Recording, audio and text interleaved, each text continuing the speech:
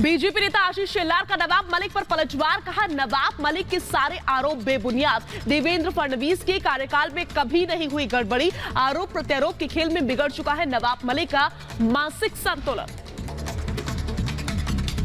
BJP नेता आशीष शेलार ने कहा नवाब मलिक नहीं दे पाए कोई सबूत। उनके हाइड्रोजन बॉम्ब से उनके ही हाथ जल चुके हैं। अब पड़ेगी ऑक्सीजन की जरूरत।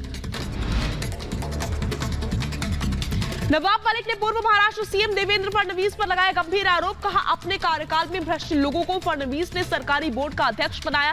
फडणवीस के इशारे पर मुंबई में उगाही भी हुई। क्या आपके इशारे पे पूरे महाराष्ट्र में उगाही का काम हो रहा था कि नहीं? नवाब मलिक का फडणवीस पर पूर्व सीएम ने राजनीतिक अपराधीकरण किया। कहा महाराष्ट्र में फडणवीस के संरक्षण में चलता था जाली नोट का धंधा। जाली नोट का मामला एनआईए को सौंपा नहीं गया। नवाब मलिक ने वानखेड़े की पोस्टिंग पर भी सवाल उठाए। कहा पिछले 14 साल में मुंबई में ही वानखेड़े की पोस्टिंग, सबीर वानखेड़े को बचाने की कोशिश की जा रही है। नवाब मलिक के आरोपों को पर सबीर वानखेड़े ने निराधार बताया है। कहा 10 करोड़ की जाली नोट सीज किए गए थे। 10 करोड़ की जाली नोट एनआईए को भी दी गई थी जानकारी, लेकिन एजेंसी की तरफ से नहीं मिला था कोई जवाब। नवाब मलिक के आरोपों पर देवेंद्र फडणवीस का ट्वीट बिना नाम लिए सांकेतिक शब्दों में दिया जवाब। बीजेपी नेता प्रवीण दरेकर का नवाब मलिक के आरोपों पर पलटवार। कहा नवाब मलिक को मानसिक उपचार की जरूरत है।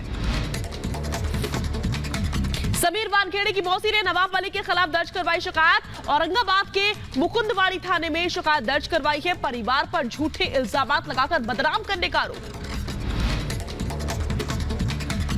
नवाब मलिक के दामाद समीर खान केस में पूछताछ के लिए एनसीबी दफ्तर पहुंचे बिजनेसमैन करण सजनानी। सजनानी ने कहा मेरे पास से ड्रग्स नहीं हर्बल टोबैको मिला, जिसको ड्रग्स बताया जा रहा है। करण सजनानी से पूछताछ से पहले रिपब्लिक से की बात। कहा सबीर खान मेरे बिजनेस पार्टनर, मेरे पास से भी नहीं मिला मैरिजुआना ड्रग, सिर्फ 20,000 रुपए का ही ट्रांजैक्शन हुआ था। वही कानपुर वासियों को जल्द मिलेगी मेट्रो की सौगात। मुख्यमंत्री योगी आदित्यनाथ ने 3 कोचेस वाली मेट्रो की ट्रायल रन को हरी झंडी दिखा दी है। मुख्यमंत्री योगी ने मेट्रो में खुद किया सफर। दिसंबर से कानपुर वासी आईआईटी से लेकर मोती झील तक कर सकेंगे मेट्रो का सफर। सीएम योगी ने कोरोना के बावजूद विकास नहीं रोकने दिया। 9 किलोमीटर का सफर आसान होगा। अगले 4 से 6 सप्ताह के अंदर मेट्रो ट्रायल की पूरी सुविधा, मेट्रो ट्रायल रन की इस पूरी कार्रवाई को संपन्न करते हुए आईआईटी कानपुर से मोती झील तक लगभग 9 किलोमीटर के फर्स्ट फेज के इस कार्य को पूरा करना। छठ महापर्व का आज तीसरा दिन है। आज शाम को सूर्य को दिया जाएगा पहला अर्घ्य। राष्ट्रपति रामनाथ कोविंद ने देशवासियों को दी छठ पूजा की शुभकामनाएं।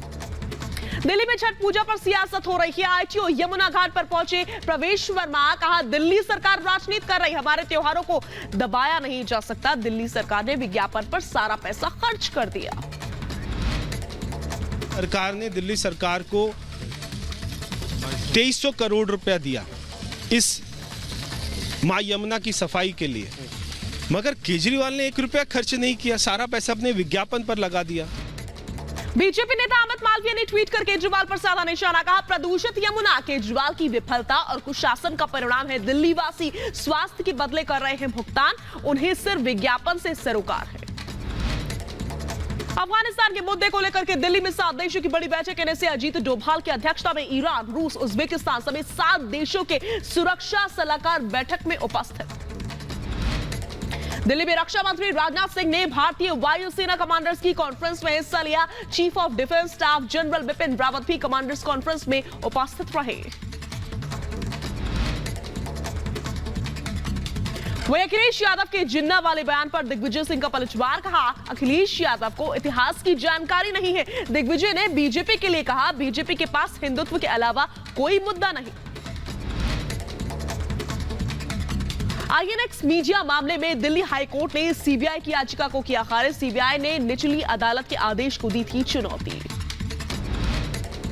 वही यूपीएसटीएफ की बड़ी कार्रवाई। लखनऊ से ड्रग तस्कर गिरफ्तार हुआ है। पकड़े गए तस्कर से 190 ग्राम मैफाड्रोन भी बरामद हुआ है। लखनऊ और कानपुर में होनी थी ड्रग्स की डिलीवरी। राजस्थान के बाड़मेर में भीषण सड़क हादसे में 12 लोगों की जान चली गई। बस से टकराया ट्रक, टक्कर के बाद से पलक झपकते ही आग का गोला बन गई बस।